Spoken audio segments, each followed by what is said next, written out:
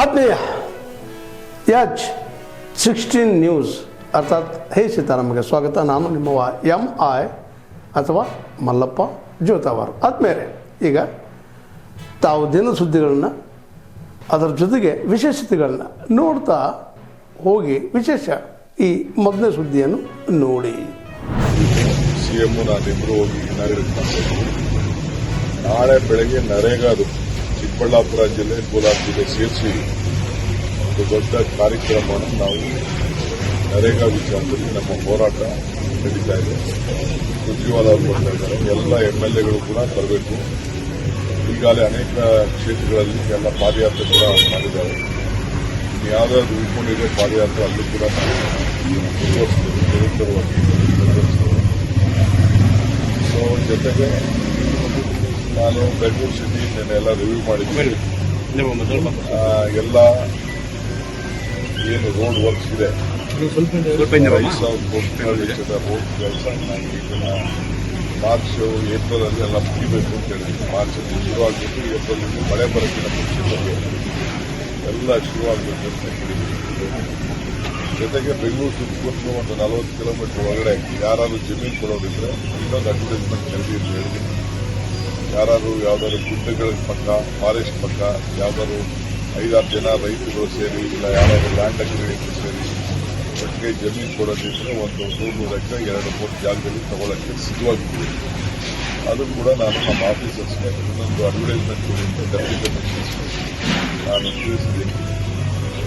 ಕಸರತ್ತು ಏನಾದ್ರು ಮಾಡಿ ಗವರ್ಮೆಂಟ್ ಸೊಲ್ಯೂಷನ್ ಮಾಡೋದಕ್ಕೆ 2 ಜಾಗ ಐಡೆಂಟಿಫೈ ಆಗಿಲ್ಲ. ಇನ್ನು 2 ಜಾಗ ನಾವು ರೆಡಿ ಮಾಡಿ ಇಡಬೇಕಂತೆ. ಅದಕ್ಕೆಲ್ಲ ಸಿಟಿ ಬೆಳೀತಾ ಇದೆ. ಸೊ ಅದಕ್ಕೆ ಈಗಲೇ ಪರ್ಚೇಸ್ ಮಾಡಿದ ಅಂತ ಮಾಡಿದ್ರು.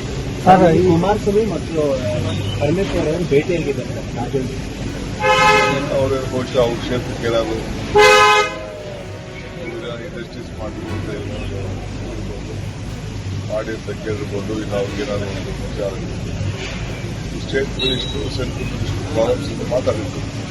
ಸರ್ ಮುಂದಿನ ವಾರ ದೆಹಲಿಗೆ ಏನಾದ್ರು ಹೋಗ್ತಾ ಇದ್ದೀರಾ ಯಾರು ನೀವು? ಸರ್ ಮುಂದಿನ ವಾರ ನಾನು ಹೋಗೋದು ಬರೋದು ಇದ್ದೇ ಇದೆಯಪ್ಪ.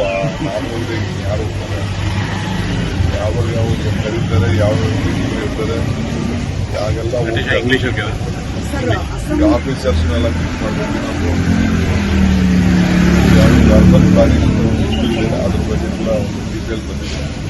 ನಮ್ಮ ಆಫೀಸರ್ಸ್ ಕಳಿಸ್ತಾ ಇದ್ದೀವಿ. ನಾಳೆ ನಮ್ಮ ಆಫೀಸರ್ಸ್ ಹೋಗ್ತಾರೆ. ಅದ್ರ ಬಗ್ಗೆ ನಮ್ಮ ಒಂದು ಡಿಮ್ಯಾಂಡ್ ಆಗ್ತಾ ಇದೆ.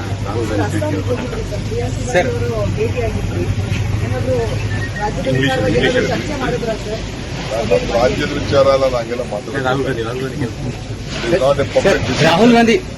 Rahul Gandhi tweeted against the tariff issue, sir, and he also slants PM Modi. How do you look at that, sir?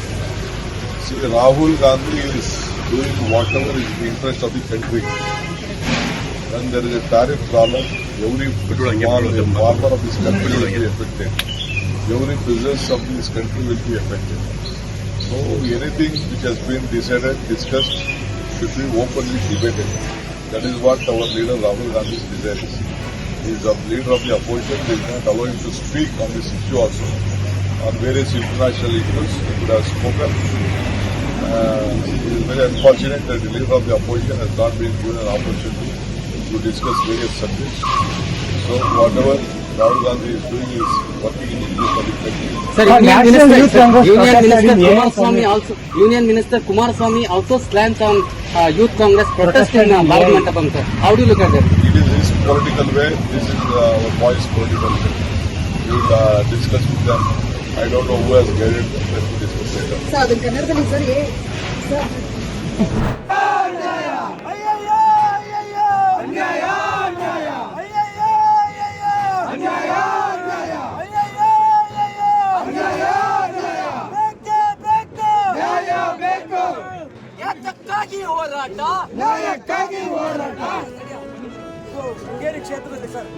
Sringeri ಕ್ಷೇತ್ರದಲ್ಲಿ ನಿರಂತರವಾದ ಪ್ರಾಣಿಗಳಿಂದ ಮನುಷ್ಯನ ಹತ್ಯೆ ಆಗ್ತಿದೆ. ಇಲ್ಲಿ ರೈತರ, ಇಲ್ಲಿನ ಕಾರ್ಮಿಕರ, ಇಲ್ಲಿನ ನಾಗರಿಕರ ಹತ್ಯೆ ಆಗ್ತಾ ಇದೆ. ಆದರೆ 13 ಸಾವಾದರೂ ಕೂಡ ನಮ್ಮ ಇಲ್ಲಿಯ ಸ್ಥಳೀಯ ಪ್ರತಿನಿಧಿಗಳು, ಜನಪ್ರತಿನಿಧಿಗಳು ರೆಸ್ಪಾನ್ಸ್ ಮಾಡ್ತಾ ಇಲ್ಲ. ಶಾಶ್ವತ ಪರಿಹಾರದ ಬೇಡಿಕೆಯನ್ನು ಇಟ್ಕೊಂಡು ನಾವು ನಿರಂತರವಾದ 13 ಹೋರಾಟಗಳನ್ನು ಮಾಡಿದ್ದೀವಿ. 13 ಹೋರಾಟಗಳಲ್ಲೂ ಕೂಡ ಪೊಲೀಸರನ್ನು ಕರೆಸ್ತಾರೆ, ಇಲ್ಲಿಯವರಿಗೆ ಕೇಸ್ ಹಾಕುವಂತ ಭಯ ಹುಟ್ಟಿಸ್ತಾರೆ, ನಮ್ಮ ಹೋರಾಟ ದಿಕ್ಕು ತಪ್ಪಿಸ್ತಾ ಇದ್ದಾರೆ. ಈ ಅಮ್ಮ ಸತ್ತಿದೆ. ಈ ಅಮ್ಮ ಕೂಲಿಗೋಸ್ಕರ ಹಾವೇರಿಯಿಂದ ಬಂದಂತ ಅಮ್ಮ, ಇವರು ಬಳ್ಳಾರಿಯಿಂದ ಬಂದಂತ ಅಮ್ಮ, ಬಳ್ಳಾರಿಯಿಂದ ಜೀವನ ಕಟ್ಕೊಳ್ಳೋಕ್ಕೋಸ್ಕರ ಬಂದಂತ ಅಮ್ಮ ಇವತ್ತು ಜೀವ ಬಿಟ್ಟಿದೆ. ಆದ್ರೆ ನಿರಂತರವಾದ ನಮ್ಮನ್ನ ಬೆದರಿಕೆ ಹಾಕೋದ್ರ ಮುಖಾಂತರವಾಗಿ ಪೊಲೀಸರು ಕೈ ಮಾಡೋದಕ್ಕೆ ಬರ್ತಾರೆ ಸರ್. ಹೋರಾಟಗಾರರ ಮೇಲೆ ಕೈ ಮಾಡೋದಕ್ಕೆ ಬರೋದ್ರ ಮುಖಾಂತರವಾಗಿ ನಮ್ಮ ಹೋರಾಟ ದಿಕ್ಕು ತಪ್ಪಿಸೋಕೆ ಪ್ರಯತ್ನ ಮಾಡ್ತಾರೆ. ನಾವು ನ್ಯಾಯಯುತವಾದ ಸಂವಿಧಾನಾತ್ಮಕ ಹೋರಾಟವನ್ನೇ ಮಾಡ್ತಾ ಇದ್ದೇವೆ. ನಮ್ಮ ಬೇಡಿಕೆ ಸ್ಪಷ್ಟವಾಗಿದೆ. ಇಲ್ಲಿಗೆ ಅರಣ್ಯ ಸಚಿವರು ಬರಬೇಕು, ಇಲ್ಲಿಗೆ MP ಅವರು ಬರಬೇಕು, ಇಲ್ಲಿಗೆ ಜಿಲ್ಲಾಡಳಿತ ಬರಬೇಕು, ಇಲ್ಲಿಗೆ ಹಾಗೆ ಶಾಸಕರು ಕೂಡ ಬರಬೇಕು. ನಮ್ಮ ಶಾಶ್ವತ ಪರಿಹಾರ ಏನು ನಾವು ರೈಲ್ವೆ ಬ್ಯಾರಿಗೇಡ್ನ ಶಾಶ್ವತ ಪರಿಹಾರ ಕೇಳ್ತಿದ್ದೀವಿ, ಆ ಶಾಶ್ವತ ಪರಿಹಾರ ನಮಗೆ ನೀಡಬೇಕು. ಜೊತೆಯಲ್ಲಿ ನಾವು ETF ತುಕಡಿಗಳನ್ನ ಹೆಚ್ಚು ಮಾಡಿ ಅಂತ ಹೇಳಿ ಕಳೆದ 13 ಹೋರಾಟಗಳಿಂದ ಕೇಳ್ತಾ ಇದ್ದೀವಿ. 13 ಹೋರಾಟಗಳಿಂದ ನಮ್ಮನ್ನು ಇವರು ಯಾಮಾರಿಸ್ತಾ ಬರ್ತಾ ಇದ್ದಾರೆ. ಪ್ರತಿ ಸಾರಿ ನಮ್ಮನ್ನು ಯಾಮಾರಿಸ್ತಾ ಬರ್ತಾ ಇದ್ದಾರೆ. ETF ತುಕಡಿಗಳು ಹೆಚ್ಚಾಗಲಿಲ್ಲ, ಕೇವಲ ಒಂದು ETF ತುಕಡಿ ಇದೆ. ಅದು ಕ್ಷೇತ್ರದ 4 ಭಾಗಗಳಲ್ಲಿ ಒಂದೇ ಸರಿ ಆನೆ ದಾಳಿ ಆದರೆ ಯಾವ ರೀತಿಯಾಗಿ ಇವರು ಕಾರ್ಯಾಚರಣೆ ಮಾಡ್ತಾರೆ ಅಂತ ಹೇಳೋದಕ್ಕಾಗೋದಿಲ್ಲ. ಆ ಥರದ ಸಂದರ್ಭ ಪರಿಸ್ಥಿತಿ ಮಲೆನಾಡಿಗರಿಗೆ ಉದ್ಭವಿಸಿದೆ. ಆದರೆ ಇವತ್ತು ನಮಗೆ ಕೇಳೋರು ಯಾರು ಇಲ್ಲ ಆಗಿದ್ದಾರೆ. ಇವತ್ತು ನಮ್ಮ ಧ್ವನಿ ಕೇಳೋರು ಯಾರು ಇಲ್ಲ ಆಗಿದ್ದಾರೆ. ನಮ್ಮ ಅಳಲ್ ಕೇಳೋರು ಯಾರು ಇಲ್ಲ ಆಗಿದ್ದಾರೆ.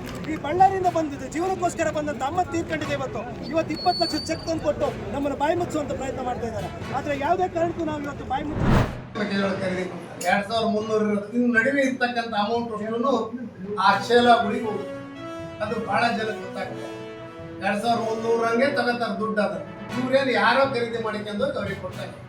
ಈ ತರದ ಹುನ್ನಾರ ನಡೀತಾ ಇದೆ.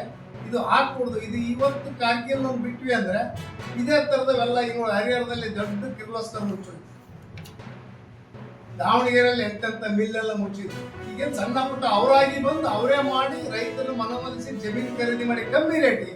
ಇವತ್ತು ಆ ಭೂಮಿ ರೇಟ್ ಜಾಸ್ತಿ ಆಗಿದೆ ಅಂದ್ರೆ ಅವ್ನು ಹಾಕಿರೋದು 10% ಲಾಭ ಆಗ್ತದಂತ ಭೂಮಿ ಸೇರ್ಸಿ ಮಾರಾಟ ಮಾಡ್ತಾರೆ ಏಕಕಾಲದಲ್ಲಿ. ಅಂದ್ರೆ ಯಾಕೆ? ಈಗ ನೋಡ್ರಿ, ನಮ್ಮ ಮೊದಲು ಹೇಳ್ದಂಗೆ ಮೆಕ್ಕೆಜೋಳ ನೀವು ನೋಡಿದಂಗೆ 10 ಲಕ್ಷ ಮೆಟ್ರಿಕ್ ಟನ್ನು 2-3 ಜಿಲ್ಲೆಯಲ್ಲಿ ಯಥೇಚ್ಛ ಬೆಳೆ ಬರುತ್ತಂತ ಕಂಪ್ನಿ ಆಗಿದೆ. ಈಗ ಇದ್ದಕ್ಕಿದ್ದಂಗೆ ಮೆಕ್ಕೆಜೋಳದ ಖರೀದಿ ಇಲ್ಲ, ಫ್ಯಾಕ್ಟ್ರಿನೂ ಓಪನ್ ಇಲ್ಲ. ಕೋರ್ಟಲ್ಲಿ ಇದ್ರೂ ಕೂಡ ಅವನು ಮುಚ್ಚಿಬಿಟ್ಟಿದ್ದಾನೆ. ಮಾರಾಟ ಮಾಡ್ತೀನಿ ಯಥಾ ಪ್ರಕಾರ ಕಾಯ್ತೀನಿ ನಾನು ಅಂತ ಹೇಳಿದವನು ಏನೂ ಇಲ್ಲ, ಯಾವೆಲ್ಲ ಹೊರಗೆ ಕದ ಹಾಕಿದ್ದಾನೆ. ಈಗ ಮೆಕ್ಕೆಜೋಳ ಖರೀದಿ ರಾಜ್ಯ ಸರ್ಕಾರನೂ ಖರೀದಿ ಮಾಡಲಿಲ್ಲ, ಕೇಂದ್ರ ಸರ್ಕಾರನೂ ಖರೀದಿ ಮಾಡಲಿಲ್ಲ, ಮುಗೀತು. ನಮಗೇನು 6% ಇದೆ ಮಾದಿಗರಿಗೆ, ಅದನ್ನು ವರ್ಗೀಕರಣ ಮಾಡಿ ಅದನ್ನು ನಾವು ಹಂಚಿಕೆ ಮಾಡಬೇಕು. ಆಮೇಲೆ ವಿಶ್ವವಿದ್ಯಾಲಯಗಳಲ್ಲಿ ಏನೋ ಒಂದು ಘಟಕ ಮಾಡಿ ಈ ಮೀಸಲಾತಿ ಗೋಷ್ಠಿಯನ್ನು ಅನ್ಯಾಯ ಮಾಡ್ತಿದ್ರೆ ತಕ್ಷಣವೇ ಈ ವಿಶ್ವವಿದ್ಯಾಲಯ ಘಟಕಗಳನ್ನಾಗಿ ಪರಿವರ್ತನೆ ಮಾಡದೆ ಇಂದಿನಿಂದ ಯಥಾಸ್ಥಿತಿ ಕಾಪಾಡ್ಕೊಂಡು ಅದರಲ್ಲೂ ಕೂಡ ಒಳ ಮೀಸಲಾತಿಯನ್ನು ಜಾರಿಗೊಳಿಸಬೇಕಂತ ಆಗ್ತಾ ಇದೆ. ಜೊತೆಗೆ ಸ್ಥಳೀಯ ಸಂಸ್ಥೆಗಳಲ್ಲಿ ಕೂಡ ಆಂಧ್ರಪ್ರದೇಶದ ಸರ್ಕಾರದ ಮಾದರಿಯಲ್ಲಿ ಒಳ ಮೀಸಲಾತಿಯನ್ನು ಜಾರಿ ಮಾಡಬೇಕಂತ ಆಗ್ತಾ ಇದೆ. ಮತ್ತು ಏನು ಈ ನಮ್ಮ ಬಂಧುತ್ವದ ಸಹೋದರರು ರಾಜ್ಯಪಾಲರಿಗೆ ಒಂದು ಮನವಿಯನ್ನು ಕೊಟ್ಟು ಈ ಒಳ ಮೀಸಲಾತಿ ಅಂಗೀಕಾರವನ್ನು ತಡೆ ಹಿಡಿದಿದ್ದಾರೆ. ಮತ್ತು ಇದ್ರ ಬಗ್ಗೆ ಏನು ರಿಪಿಟಿಷನ್ ಹೈಕೋರ್ಟ್ ಬಿಡಿದಾರಲ್ಲ, ಹೈಕೋರ್ಟನ್ನು ಸರ್ಕಾರ ರಿಪಿಟಿಷನ್ನ ಈ ತಾವೆಲ್ಲ ಇಲ್ಲಿವರೆಗೆ ಸುದ್ದಿಗಳನ್ನು ನೋಡಿದಿರಿ, ಜೊತೆಗೆ ವಿಶೇಷ ಘಟನೆಗಳನ್ನು ಸಹ ನೋಡಿದಿರಿ. ಅದು ನಿಮ್ಗೇನು ಅನ್ನಿಸ್ತು? ನಿಮಗೆ ಲೈಕ್ ಮಾಡಿರಿ, ಶೇರ್ ಮಾಡಿರಿ, ಕಾಮೆಂಟ್ ಮಾಡಿರಿ, ಜೊತೆಗೆ ಸಬ್ಸ್ಕ್ರೈಬ್ ನಿಲ್ಲಿಸ್ಬೇಡ್ರಿ. H16 ನ್ಯೂಸ್ ಅರ್ಥಾತ್ ಸತ್ಯದ ಕೈಗನ್ನಡಿ ವಂದನೆಗಳು.